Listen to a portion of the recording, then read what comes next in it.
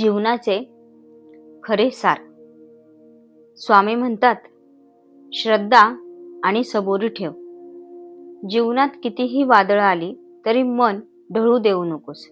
श्रद्धा म्हणजे अंधविश्वास नाही, ती अंतःकरणातली विश्वासाची ज्योत आहे. कर्म करत राहा, फळाची चिंता करू नकोस. प्रामाणिकपणे कर्तव्य करत राहिलास तर योग्य वेळी योग्य फळ मिळेल. अहंकार सोड.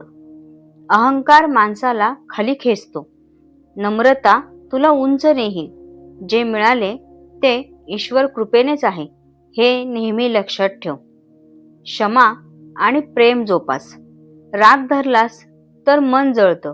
क्षमा केलीस तर आत्मा शांत होतो. प्रेम दे आणि प्रेम वाढव. संकट म्हणजे संधी.